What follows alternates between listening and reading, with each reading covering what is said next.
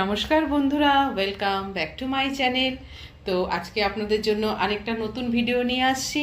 তো আজকে আপনাদের একটি মাছের আইটেম দেখাবো, যেটা হচ্ছে রিঠা আর মাছ। তো আজকে রিঠা আর মাছের আমি কষা বানাবো। তো রিঠা আর মাছের কষা বানাতে দেখুন, এখানে আমি রিঠা মাছ নিয়ে নিয়েছি, যেটা হাফ কিলো এখানে আছে। সেই মাছ বানাতে আমার যেই যে ইনগ্রেডিয়েন্টসগুলো লাগছে, এখানে আমি বড় দুটো সাইজের পেঁয়াজকে এরকমভাবে পেস্ট করে নিয়েছি, একটা টমেটোকে পেস্ট করেছি বড়, আর এখানে আদা রসুন বাটা আমি নিয়ে নিয়েছি। তো চলুন বন্ধুরা, রিঠা মাছের কষা বানাতে কিভাবে আমি বানাই সেটা আজকে আপনাদের সঙ্গে শেয়ার করি। কড়াই বসিয়ে দিয়েছি, এবার আমি এর মধ্যে 4-5 চামচ তেল দিয়ে দেবো। তেলটা গরম হতে থাকুক, মাছের মধ্যে আমি নুন হলুদ মাখিয়ে নিচ্ছি। 1 চামচ আমি লবণ দিয়ে দিয়েছি, আর হাফ চামচ আমি হলুদ দিয়ে দিয়েছি। এবার এটা ভালো করে মাখিয়ে নিচ্ছি। একদম কাটা থাকে না, খুব ভালো হয় খেতে। আপনারা বাড়িতে অবশ্যই ট্রাই করবেন। রিঠা আর মাছ তো পাওয়া যায়, রিঠা আরও দেখবেন খুব ভালো, একদম কাটা থাকে না। তেল গরম হয়ে গেছে, এবার আমি মাছগুলো তেলের মধ্যে আস্তে আস্তে ছেড়ে দেব।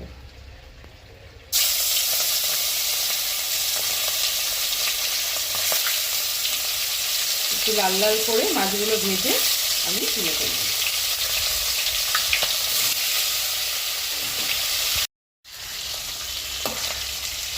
মাছগুলো ভাজা হয়ে গেছে, আমি এবার এরকম লাল লাল করে ভেজে নিয়েছি। এক একটা মাছ আমি তুলে নিচ্ছি।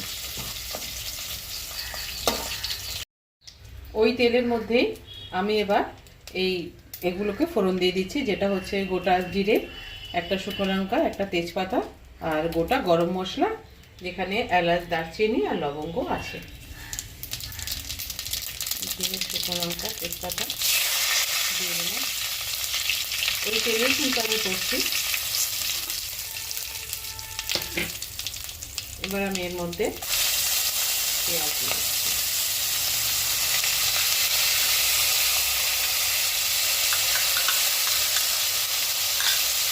পেঁয়াজ দিয়ে একটু নাড়াচাড়া করে আদা রসুন বাটা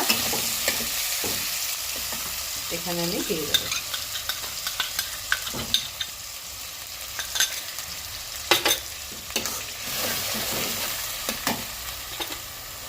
এক চামচ আমি আদা রসুন বাটা ধরে দিয়ে দেবো। এর বেশি লাগবে না,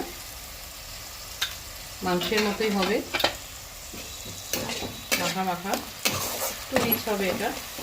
আর মাছ যেমন একটু হালকা করে হলেও হয়ে যায়, রিঠা হাড় কিন্তু একটু তেলে ঝোলেই ভালো লাগে, একটু কষা কষা রান্নাটা হবে। এবার এর মধ্যে আমি টমেটোটা দিয়ে দিচ্ছি। টমেটো দিয়ে এর মধ্যে যে শুকনো মশলাগুলো এবার যাবে, সেগুলো আমি এবার ড্রাই স্পাইসেসগুলো আমি দিয়ে দিচ্ছি।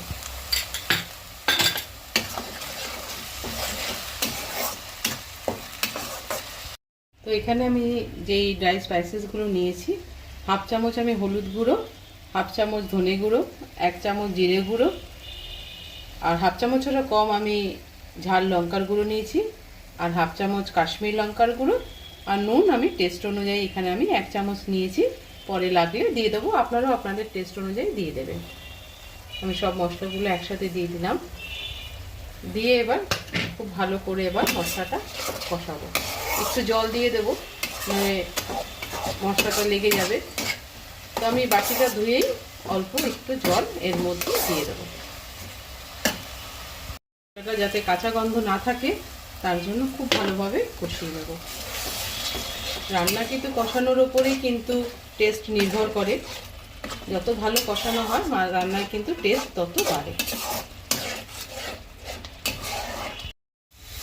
মশলা কষানো কিন্তু আমার হয়ে গেছে। দেখুন, মশলার গায়ের থেকে যখন এরকমভাবে তেলটা ছাড়বে আর মশলাগুলো এক জায়গায় পুরোপুরি জড়ো হয়ে যাবে, তখন মনে করবেন মশলা কষানো কিন্তু হয়ে গেছে।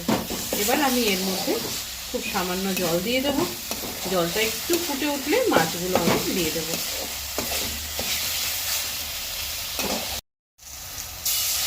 জল দিয়ে দিলাম, দেখুন অল্প জল দিয়েছি। জলটা এবার ফুটে উঠলে আমি মাছগুলোকে দিয়ে দেবো।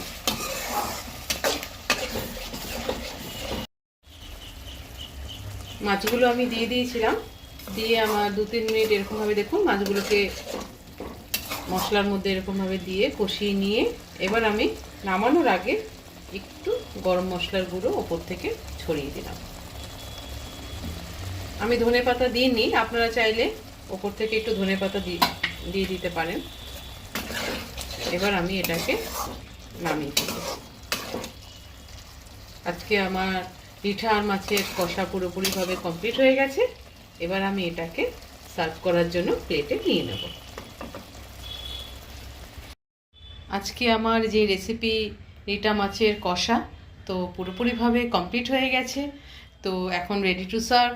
তো আপনারা অবশ্যই রেসিপিটা বাড়িতে ট্রাই করবেন, কেমন হলো কমেন্ট বক্সে জানাবেন। যেই বাচ্চারা মাছের কাঁটার ভয়ে মাছ খায় না, তো আপনারা এই মাছটা অবশ্যই খাওয়াতে পারেন, কারণ এই মাছের মধ্যে কিন্তু একদম কাঁটা নেই। তো ছোট কাঁটা যেটা থাকে, যেই ভয়ে বাচ্চারা খায় না কিংবা যারা কাঁটার ভয়ে মাছ খান না, তারা কিন্তু এই মাছটা বাড়িতে ট্রাই করতে পারেন। পুরোপুরি মাংসের মতো লাগে, খুব ভালো লাগে খেতে। তো ভালো লাগলে কমেন্ট বক্সে জানাবেন এবং ফুডস উইথ বৈশাখী চ্যানেলটা সাবস্ক্রাইব করবেন, লাইক করবেন।